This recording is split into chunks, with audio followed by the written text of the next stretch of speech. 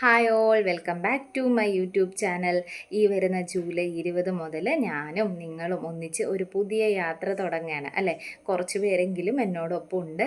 അപ്പോൾ ആദ്യത്തെ ചുവടുകൾ എന്നോണം നമ്മൾ കുറച്ച് കാര്യങ്ങൾ ചെയ്തു. എന്തൊക്കെയായിരുന്നു?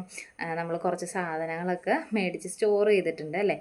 എന്തിനു വേണ്ടിയിട്ടാണ്? നമുക്ക് വിശന്ന് കഴിഞ്ഞ് കഴിഞ്ഞാൽ നമ്മൾ വീട്ടിലുള്ള ഫുഡും അല്ലെങ്കിൽ എന്താണോ നമ്മുടെ കയ്യിൽ അന്നേരം അവൈലബിൾ ആയിട്ടുള്ളത് അതെടുത്ത് കഴിക്കാതിരിക്കാൻ വേണ്ടിയിട്ടാണ് നമ്മളിങ്ങനെ കുറച്ച് സാധനങ്ങൾ മേടിച്ച് വെച്ചിട്ട് എപ്പോഴും വെയിറ്റ് ലോസ് സ്റ്റാർട്ട് ചെയ്യാൻ പറയുന്നത്. ഹെൽത്തി ആയിട്ടുള്ള സാധനങ്ങൾ ചൂസ് ചെയ്യാം. ഞാൻ മേടിച്ച കാര്യങ്ങൾ ഓൾറെഡി വീഡിയോ ചെയ്തിട്ടുണ്ട്. ആ വീഡിയോ കാണാത്തവർ തീർച്ചയായും അതൊന്ന് കാണുക. പിന്നെ നമ്മൾ ചെയ്തത് ബോഡി മെഷർമെൻറ്റ് നോട്ട് ചെയ്ത് വെച്ചിട്ടുണ്ട് അല്ലേ.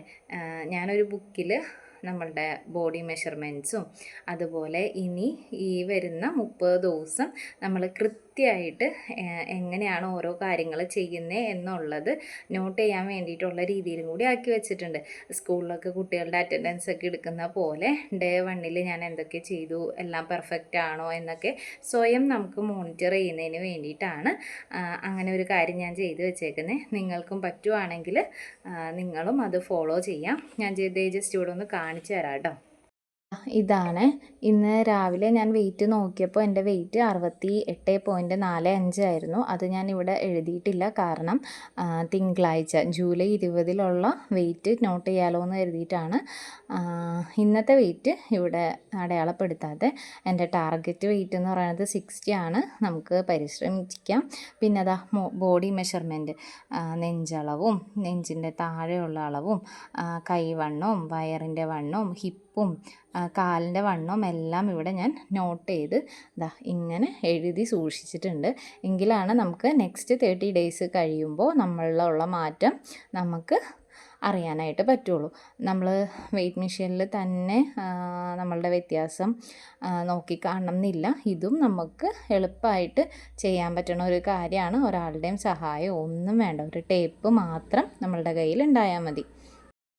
ഇതേപോലെ 30 ഡേയ്സ് ചാലഞ്ച്, ഓരോ ഡേയ്സ് വിത്ത് ഡേറ്റാണ് ഞാൻ എഴുതിയേക്കുന്നത്. പിന്നെ 2.5 ലിറ്റർ വെള്ളം, no sugar, no junk food, workout, next day preparation.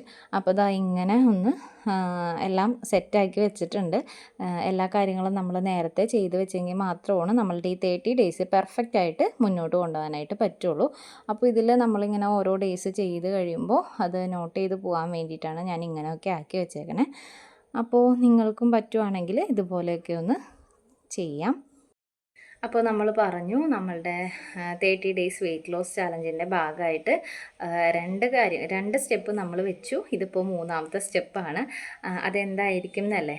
ഞാൻ എന്തായാലും ഈ 30 ദിവസം കുറച്ച് കാര്യങ്ങൾ ചെയ്യില്ല എന്നുള്ളത് എൻ്റെ മൈൻഡിനെ പറഞ്ഞ് സെറ്റാക്കുകയാണ്. അതോടൊപ്പം എന്തൊക്കെയാണെന്ന് ഞാൻ നിങ്ങൾക്കും പറഞ്ഞു തരാം.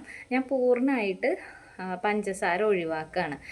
ചായ കുടിച്ച് കഴിഞ്ഞാൽ പിന്നെ അത് 2ഉം 3ഉം ചായ ഒരു ദിവസം കുടിക്കുന്ന ഒരവസ്ഥയിലേക്ക് വരെ പോവാറുണ്ട്. അപ്പോൾ അതുകൊണ്ട് മാത്രം പൂർണ്ണമായിട്ട് ഞാൻ ചായ ഒഴിവാക്കുകയാണ്.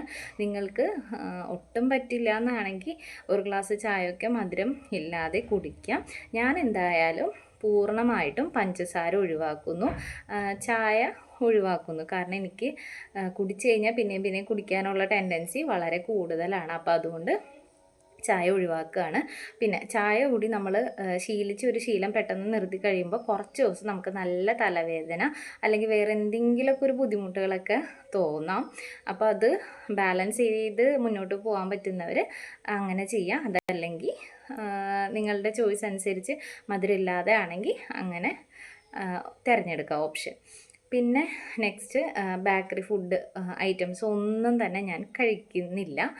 ഞാൻ ഉറച്ച തീരുമാനത്തിലാണ്. വറുത്ത പലഹാരങ്ങളോ അല്ലെങ്കിൽ എണ്ണയിൽ മുക്കിപ്പൊരിച്ചതോ അങ്ങനെയുള്ള ഒരു സാധനങ്ങളും ഞാൻ യൂസ് ചെയ്യില്ല. പിന്നെ ചോക്ലേറ്റ്, ഐസ്ക്രീം, സോഫ്റ്റ് ഡ്രിങ്ക്, ബോട്ടിൽ ജ്യൂസ് അങ്ങനെ ഒന്നും തന്നെ ഈ 30 ഡേയ്സ് ഞാൻ പൂർണ്ണമായിട്ട് ഒഴിവാക്കുകയാണ്. പിന്നെ നമ്മൾ എന്ത് ഫുഡും, ഇപ്പോൾ ഡയറ്റ് ഫുഡാണെങ്കിലും ഇപ്പോൾ എന്തായാലും ആദ്യത്തെ 1 വീക്കൊന്നും 1 വീക്കല്ല, ചോറ് നമുക്ക് പൂർണ്ണമായിട്ട് ഒഴിവാക്കേണ്ട ആവശ്യമൊന്നുമില്ല. കാർബും നമുക്ക് അത്യാവശ്യം വേണ്ട ഒരു ഘടകം തന്നെയാണ്. അപ്പോൾ അതുകൊണ്ട് ചോറിൻ്റെ അളവ് എപ്പോഴും ശ്രദ്ധിച്ച് മാത്രം എടുക്കുക. ഒരളവിൽ കൂടുതൽ ചോറ് കഴിക്കില്ല. ഇത്രയും തീരുമാനങ്ങളാണ് ഞാൻ എടുത്തേക്കുന്നത്. പിന്നെ മൈദ കേട്ടോ. മൈദ അതിപ്പോൾ ഓൾറെഡി ബേക്കറി ഐറ്റംസും ജങ്ക് ഫുഡൊക്കെ ഒഴിവാക്കുമ്പോൾ തന്നെ മൈദയും അതിനകത്ത് തന്നെ ഉൾപ്പെട്ടതാണ്. എങ്കിലും എടുത്തു പറയുന്നു, മൈദയും പൂർണ്ണമായിട്ട് ഞാൻ ഒഴിവാക്കുകയാണ്. അപ്പോൾ ഇത്രയും കാര്യങ്ങളൊക്കെ ശ്രദ്ധിച്ചുകൊണ്ടാണ് ഞാൻ എൻ്റെ 30 ഡേയ്സ് മുന്നോട്ട് കൊണ്ടുപോകുന്നത്. ഞാൻ എന്തായാലും അതിവിടെ കൊടുത്തേക്കാം. നിങ്ങളതൊന്ന് നോട്ട് ചെയ്യുക. ഇത്രയും കാര്യങ്ങൾ പൂർണ്ണമായിട്ടും നിങ്ങൾ ഒഴിവാക്കാനായിട്ട് ശ്രദ്ധിക്കുക. എൻ്റെ വെയ്റ്റ് ലോസ് ജേണി, ആദ്യത്തെ വെയ്റ്റ് ലോസ് ജേണിയിൽ ഇതൊക്കെ ചെയ്ത് ശ്രദ്ധിച്ചും എല്ലാം മുന്നോട്ട് പോയപ്പോഴാണ് എനിക്ക് നല്ലൊരു റിസൾട്ട് കിട്ടിയേക്കണേ. അപ്പോൾ അതുകൊണ്ട് തന്നെ ഈ 30 ഡേയ്സ് ഈ ഒരു 6-7 കാര്യങ്ങൾ പൂർണ്ണമായിട്ടും ഞാൻ ഒഴിവാക്കുന്നു. എന്തായാലും ഞാൻ ചെയ്യുന്ന കാര്യങ്ങൾ നിങ്ങളോട് പറഞ്ഞു തരണമല്ലോ, അതാട്ടോ പറഞ്ഞേ. അപ്പോൾ ഇതൊക്കെ ഒഴിവാക്കുന്നു എന്ന് കേട്ട് നിങ്ങൾ ആരും തന്നെ പേടിക്കണ്ട. നമ്മളെപ്പോഴും പറയും, അയ്യോ ഈ ഒരാഴ്ച എത്ര പെട്ടെന്നാണ് പോയത്, അല്ലെങ്കിൽ ഈ ഒരു മാസം എത്ര പെട്ടെന്നാണ് പോയത് എന്നൊക്കെ. ഇപ്പോൾ ഈ 2026 സ്റ്റാർട്ട് ചെയ്തത് മാത്രമേ നമുക്ക് ഓർമ്മയുള്ളൂ. ഇപ്പോൾ ഇതാ ജൂലൈ വരെ എത്തി. ഇനി ക്രിസ്മസ് ന്യൂ ഇയർ ഒക്കെ ആവാനായിട്ട് അധികം സമയമൊന്നുമില്ല. അപ്പോൾ ഈ ഒരു 30 ഡേയ്സും ഈ പറഞ്ഞ പോലെ ഓടിപ്പോകും. നമ്മളുടെ ജീവിതാവസാനം വരെ ഇതൊക്കെ പൂർണ്ണമായിട്ട് ഒഴിവാക്കാനല്ല നമ്മളിത് പറയുന്നതും. ഇപ്പം ഞാനാണെങ്കിലും ഈ 30 ഡേയ്സ് മാത്രമാണ് ഇങ്ങനെ ചെയ്തിട്ടുള്ള റിസൾട്ട് എന്താണെന്ന് നോക്കുന്നത്.